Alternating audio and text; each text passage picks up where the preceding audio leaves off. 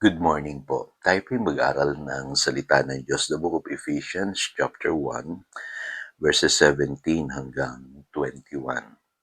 Hinihiling ko sa Diyos ng ating Panginoong Hesukristo ang maluwalhating Ama na ipagkaloob niya sa inyo ang Espiritu na nagbibigay ng karunungan at nagpapahayag tungkol sa Diyos upang lubos ninyo siyang makilala.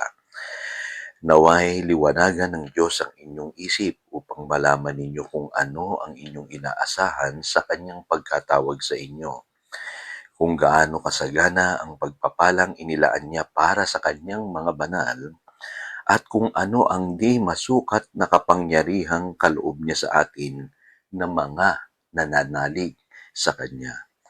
Ang kapangyarihang ding iyon ang muling bumuhay kay Kristo at nag-upo sa kanya sa kanan ng Diyos sa kalangitan. Kaya't nasa ilalim ng kapangyarihan ni Kristo ang lahat ng paghahari, kapamahalaan, kapangyarihan at pamunuan sa kalangitan.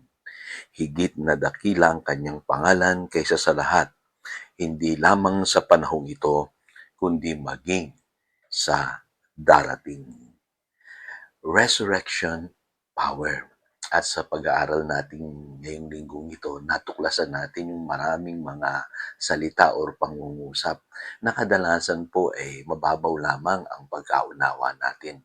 And today, pag-usapan natin yung resurrection power. Meron ba niyan, Pastor? Meron po.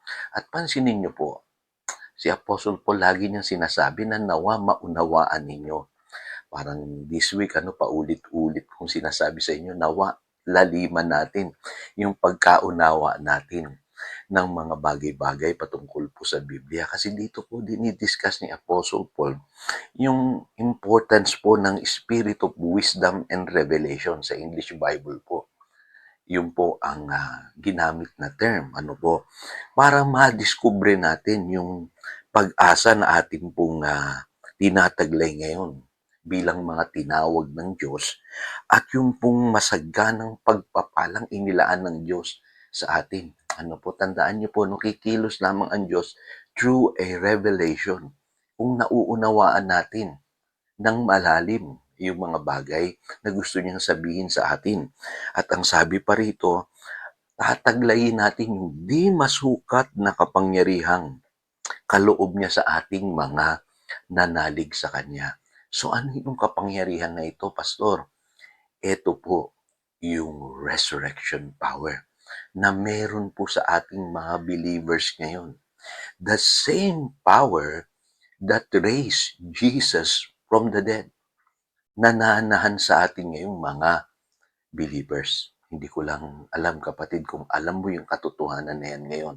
Pero ang laki ng nagawa nito sa aking buhay.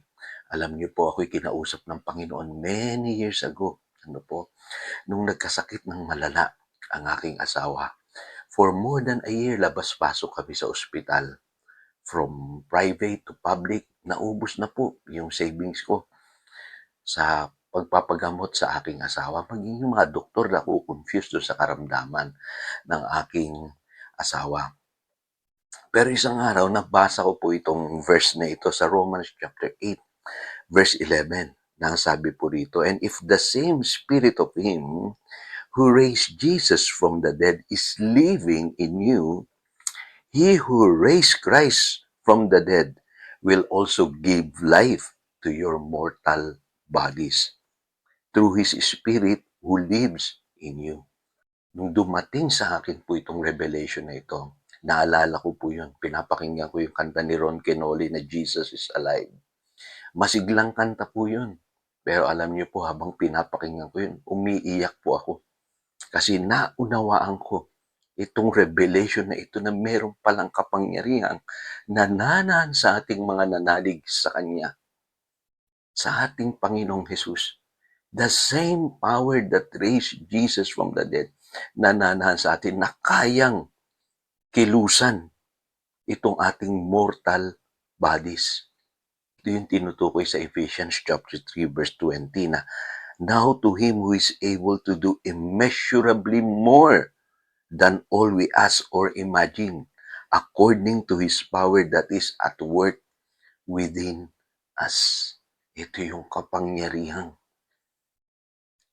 bumuhay sa Panginoong Hesus mula sa mga patay na nanahan sa atin. Yan po ang regalo ng Panginoong Hesus sa atin. Ano po? Yang kapangyarihan na yan. Ano po? Kaya alam niyo po, yung kamatayan at pagkabuhay namang muli ng Panginoong Hesukristo, yan ang nagbigay daan para tamasahin natin ngayon. Itong binabanggit sa Ephesians chapter 1:18 to 21. Yung mga sinasabi ritong pag-asa na mayroong taglay-taglay tayo bilang mga tinawag ng Diyos.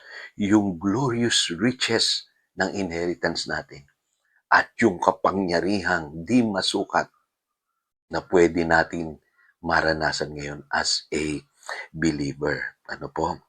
Kaya lang nakakalungkot. Marami pong mga Christians hindi nila alam na meron silang reservoir of power sa buhay nila.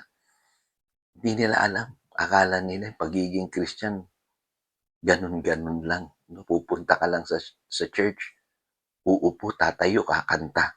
Ano po? This power na meron tayo ngayon, kaya nating mamuhay victoriously over sin, over sickness, over all the works of the enemy. Ano po? Ngayon, may tanong lang ako. Sa palagay nyo, paano pinatunayan ng mga early Christians, ng mga apostles, na si Jesus ay buhay? Siguro, ang karamihan sasagot nyo, siguro tinuro ng mga apostol yung kanyang libingan. O, bakante yung kanyang libingan, o. So, nag-field trip siguro sila.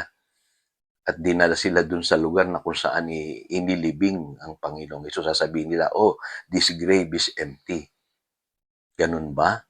Or, by showing people na kami mga Christians, magagaling kami, mga excellent kami, mga intellectual kami, meron kami magagandang building, mayayaman kami. Ito ang patunay na si Jesus ay buhay. Ganun kaya. Pero naalala ko po kung paano nila ginawa. Mababasa nyo sa Acts chapter 3, verse 6. Nung pinagaling ni Peter and John, yung lumpo. Anong sabi nila? Pilak at ginto wala kami. Pero kung ano yung meron kami, ibibigay namin sa iyo. Ano yung meron sila? They have the resurrection power in their life. Naniniwala sila na taglay-taglay nila yung kapangyarihan na yun. Kaya sabi nila doon sa lumpo, in the name of Jesus, rise up and walk. Ano po? Gumaling yung lumpo.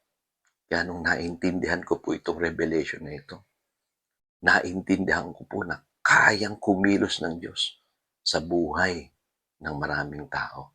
Kung paano pinagaling ng Diyos yung aking asawa. Every time I pray for the sick, kiniklaim ko yung Romans chapter 8 verse 11. The same power that raised Jesus from the dead can quicken your mortal body. Kaya alam niyo po, lahat ng activity sa church, even yung pagandahan ng building, yung mga kanta na yan, yung mga mahabang sermon na yan, yung mga debate na yan, meaningless lahat yan, kapatid, kung walang kapangyarihan ng Diyos na kumikilos po sa ating mga simbahan. Maniwala po kayo mga believers, malinaw po, yung kapangyarihan na yan ay nasa sa inyo. Tayo po'y manalangin. Dakilang Diyos, salamat po for this powerful revelation.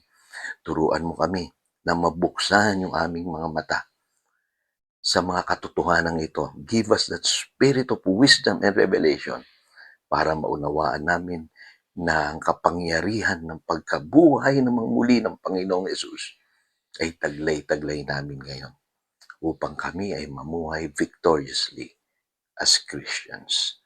Salamat, Panginoon. Salamat po. Pinupuri ka namin. Salamat, Panginoong Hesus, sa iyong dakilang handog sa amin. Salamat po, Ama. Purihin ka. Thank you, Holy Spirit. This we pray in Jesus' mighty name. Amen. Again, ito si Pastor Jojo nagpapaalala upang daluyan tayo ng pagpapala manatili tayo sa kanyang salita. Good morning.